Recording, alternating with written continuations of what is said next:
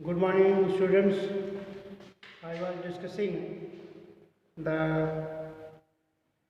topic religious reformation movement. The point was economical causes, and after that, political causes and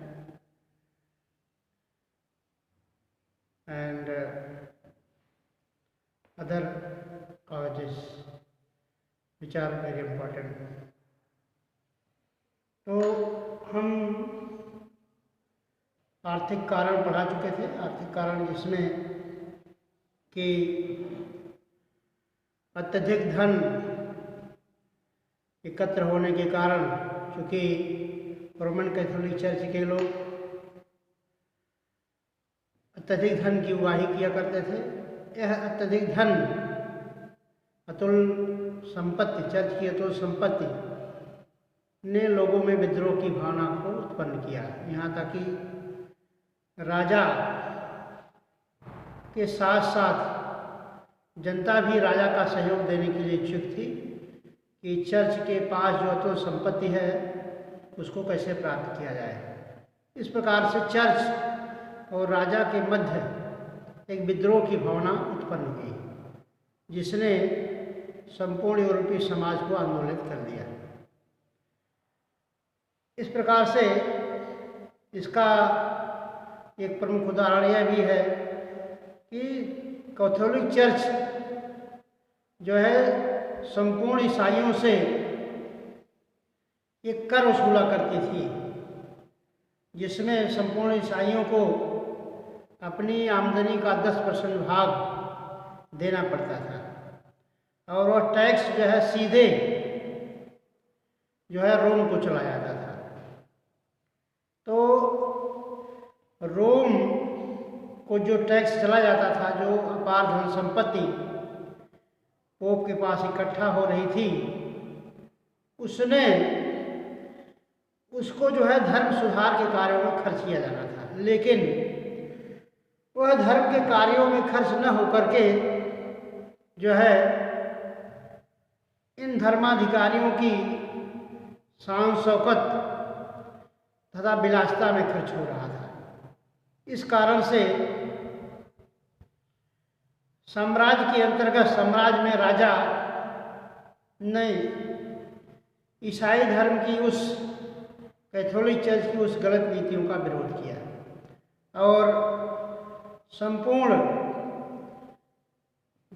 राज्य, अनेक राज्य जो थे, उन लोगों ने अपने धन को चर्च में जाने से रोक लगाने की कोशिश की कि इसका धन जो है वह धार्मिक सुधार के कार्यों में लगना चाहिए, लेकिन व्यक्ति विशेष में एक कैथोलिक चर्च जैसी भ्रष्ट संस्था में लग रही है। तो इस प्रकार से संघर्ष की स्थिति आरंभ हुई, जिसने संपूर्ण यूरोप में परिवर्तन की तरफ ध्यान आकर्षित किया लोगों का। अगला कारण था यह सांस्कृतिक कारण।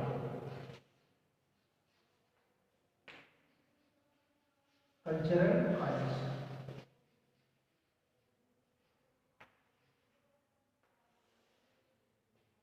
सांस्कृतिक कारण।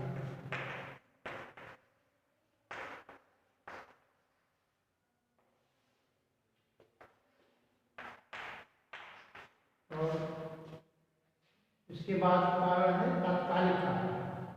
तात्कालिक कारण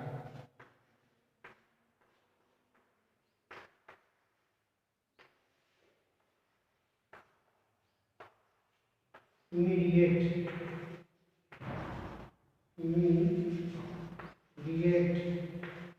काजेस।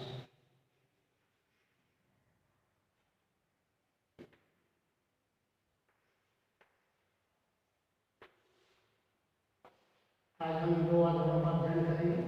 सांस्कृतिक कारण, दूसरा कारण था, पहला धार्मिक कारण था, दूसरा आर्थिक कारण था, तीसरा सांस्कृतिक कारण तथा चौथा तात्कालिक कारण। सांस्कृतिक कारण का जो पुनरुत्थान था, ये भी पुनर्जागरण का एक महत्वपूर्ण कारण था, क्योंकि इसके कारण ही मध्ययुगीन यूरोप में वैज्ञानिक दृष्टिकोण तथा बौद्धिक जागरण एवं चर्च की आलोचनात्मक प्रवृत्ति मुखर हुई। और इसका कारण यह था कि जो चर्च में व्याप्त अतुलनीय संपत्ति थी, इसकी तरफ लोगों का ध्यान बराबर आकृष्ट हो रहा था, क्योंकि जिसने कैथोलिक चर्च का पूरी तरह से विरोध किया। और जो बौद्धिक जागरण, आलोचनात्मक प्रवृत्ति, वैज्ञानिक दृष्टिकोण का उदय हो रहा था, उसने जो एक ईसाई धर्म था, उसमें सहज ईसाई धर्म का विचार प्रेरित करने की कोशिश की कि सहज रूप से ईसाई धर्म का प्रचार प्रसार होना चाहिए, ईसाई धर्म अपने मूल सिद्धांतों पर रहना चाहिए, क्योंकि रोमन कैथोलिक चर्च एक अत्यंत ही अंधविश्वासों, रूढ़िवादियों में व्याप्त था तथा धन एकत्र करने से यह इसके प्रति लोगों का जो लगाव था वो कम होता जा रहा है। इसलिए सांस्कृतिक कारण के तहत पुनर्जागरण का आरंभ हुआ और वहाँ के मानववादी विद्वानों ने पुनर्जागरण के माध्यम से चर्च में व्याप्त बुराइयों को बदलने की कोशिश की।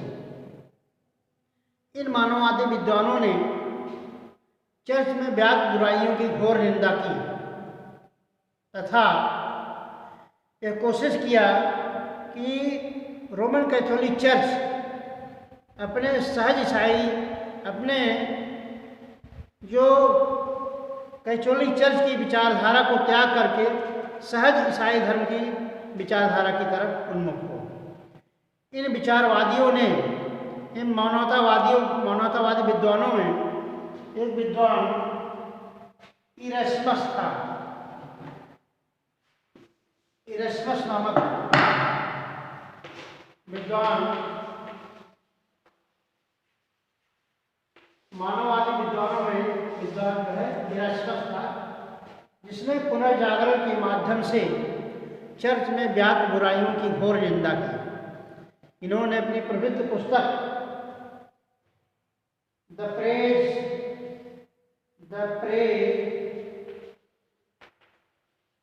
इन होली, अपनी प्रसिद्ध पुस्तक द प्रेज इन होली में चर्च में व्याप्त बुराइयों की घोर निंदा की और चर्च में जो बुराइयां थी, जो उसमें घोर अंधविश्वास व्याप्त था और जो चर्च के लोग विलासी हो गए थे, उनकी तरफ लोगों का ध्यान आकर्षित कराया। और जो मानवतावादी विद्वान थे, इसके बाद अनेक मानववादी विद्वान हुए जिन्होंने इरेस्मस की नीति का अनुसरण किया, इसमें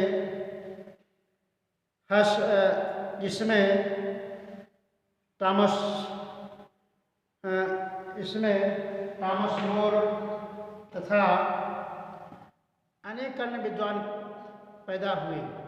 क्रिस्टोनी आदि विद्वानों का जन्म हुआ, जिन्होंने जो है चर्च की रीति की पूरी तरह से आलोचना की, क्योंकि मध्ययुगीन कैथोलिक चर्च घोर अंधविश्वासों में व्याप्त था और उसमें जो धन इकट्ठा होता था, उसके माध्यम से कैथोलिक चर्च के पदाधिकारी पूरी तरह से जो है विलासीपूर्ण जीवन व्यतीत किया करते थे।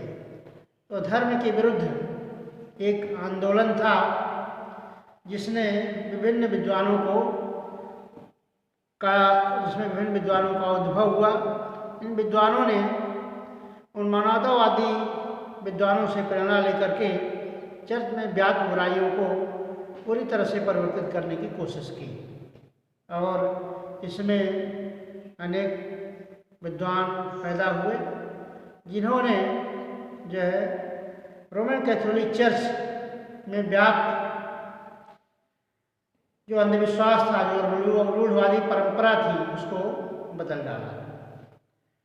इस प्रकार से वैज्ञानिक अन्वेषण जो हुए, तमाम भौगोलिक खोजें हुई,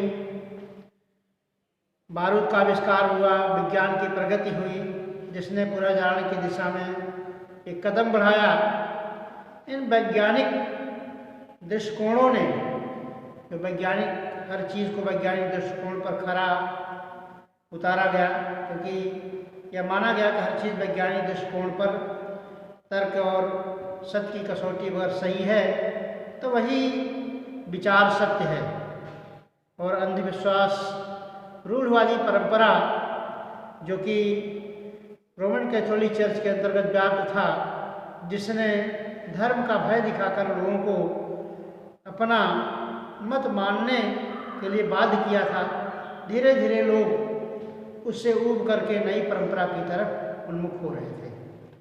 तो सांस्कृतिक कारण भी जो है पुनर्जागरण की दिशा में एक महत्वपूर्ण कदम साबित हुआ। सांस्कृतिक कारण के बाद तात्कालिक कारण भी पुनर्जागरण के पश्चात धर्म सुधार आंदोलन की प्रक्रिया को आगे बढ़ाया। धर्म सुधार आंदोलन का तीसरा कारण सांस्कृतिक कारण था। सांस्कृतिक कारण के बाद चौथा कारण तात्कालिक कारण। तात्कालिक कारण यह था कि क्षमा मात्रों, क्षमा पत्र जो थे उनकी बिक्री की जाती थी, अर्थात धन की उगाही के लिए क्षमा पत्र बनाए गए थे, इंडल्जेंसेस।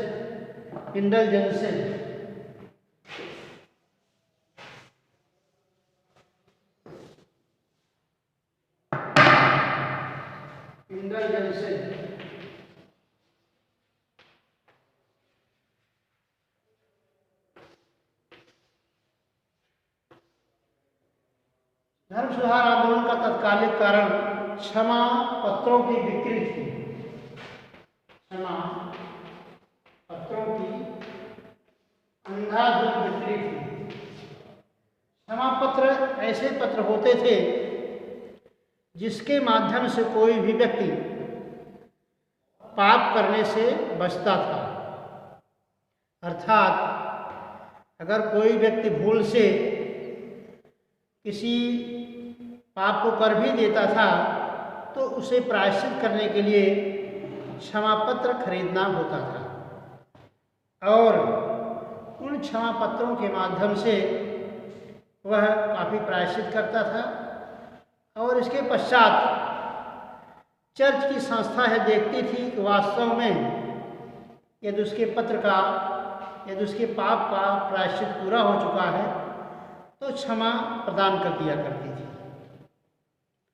और यदि नहीं है तो उसको फिर प्रायश्चित करना पड़ता था। लेकिन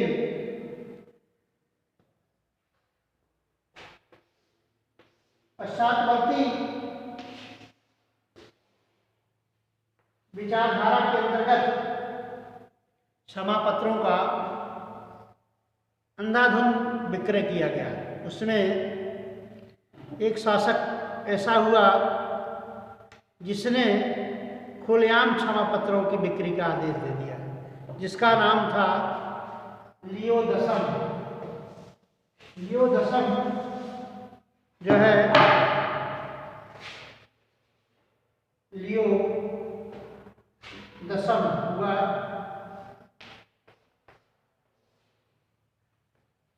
लियो दसम नामक पोप ने पूरी तरह से क्षमा पत्रों को अंधाधुंध बिक्री का आदेश दिया, क्योंकि क्षमा पत्र जो होते थे केवल पाप के लिए होते थे, जो रेरस्ट के रूप में दिया जाता था। अगर कोई व्यक्ति पाप करता था उसे प्रायश्चित करने का एक पत्र निर्धारित किया गया था ईसाई धर्म के अंतर्गत, जो कि उस परिस्थिति में ही उस व्यक्ति को दिए जाते थे जबकि आवश्यकता महसूस होती थी।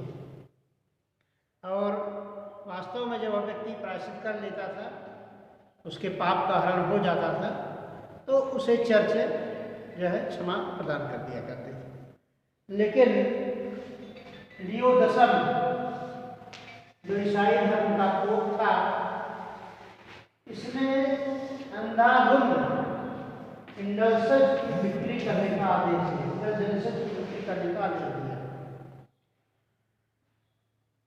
यह इसलिए किया गया कि रोम में सेंट पीटर्स का एक चर्च बनाने के लिए उसे अत्यधिक धन की आवश्यकता थी। रोम में सेंट पीटर्स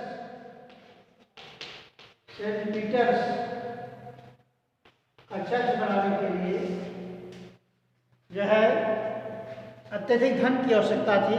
उन्हें संपूर्ण ईसाई साम्राज्य में क्षमा पत्रों की बिक्री का आदेश, खुलेआम आदेश दे दिया, जिसके माध्यम से क्षमा पत्रों की बिक्री अत्यंत तीव्र गति से हुई। यहाँ तक कि घोर पाप करने वाला, घोर अपराध करने वाला भी जो है क्षमा पत्र खरीद करके जो है वह अपराधों से मुक्त हो सकता था। इसी क्षमा पत्रों की बिक्री के नीति की मानवतावादी विद्वानों ने तथा अन्य विद्वानों ने, राजा के द्वारा इसका तीव्र विरोध किया गया और संपूर्ण यूरोपीय देश, जिसमें जर्मनी, इटली और फ्रांस आदि के विद्वानों का जो जमाना हुआ, आज के विद्वानों में जब ये बात गई तो उन्होंने इसका घोर विरोध किया। और घोर, क्योंकि यह ऐसा पैसा इकट्ठा करने का एक माध्यम था जिसके माध्यम से यह चर्च पूरी तरह से, चर्च में विलासिता का वातावरण व्याप्त था। और चर्च के लोग चूँकि पूरी तरह से विलासी थे और वहाँ पर एक ऐसा वातावरण व्याप्त था जिसने धर्म का सरासर उल्लंघन हो रहा था। इसलिए इन शासकों की घोर निंदा हुई और जिसने धर्म सुधार आंदोलन की दिशा में एक महत्वपूर्ण दिशा प्रदान की और संपूर्ण यूरोप के लोग उस मध्ययुगीय रूढ़िवादी परंपरा, उस घोर अंधविश्वास और जो धन एकत्रीकरण हो रहा था, जिसके माध्यम से चर्च के लोग विलासी हो गए थे और जो न्याय प्रदान करने का एक तरीका था, जो चर्च न्याय प्रदान किया करती थी, जो न्याय की एक संस्था मानी जाती थी, जिसके माध्यम से होता था कि लोगों को न्याय मिलेगा, न्याय से लोग वंचित हुए। क्योंकि क्षमा पत्रों की बिक्री किया जाना केवल मात्र पैसे के लिए यह सिद्ध होता था, यह सिद्ध करता था कि चर्च अपने मूल रूप में से हट गया है। यहाँ तक कि कितना भी निकृष्ट आचरण करता था उसको जो है तुरंत क्षमादान प्रदान कर दिया जाता था। एक विद्वान ने लिखा है कि यहाँ तक कि कोई व्यक्ति किसी की माँ से भी अगर जो है दुराचार का आचरण कर देता था, अगर वह क्षमा पत्रों को खरीद लेता था तो उसे भी माफ़ कर दिया जाता था। इस तरह से रोमन कैथोलिक चर्च के अंतर्गत जो व्याप्त ईसाई धर्म में कुरीतियाँ थी, उसका जो है पूरी तरह से विरोध हुआ, जिसने धर्म सुधार आंदोलन की प्रक्रिया में महत्वपूर्ण योगदान प्रस्तुत किया। Thank you very much.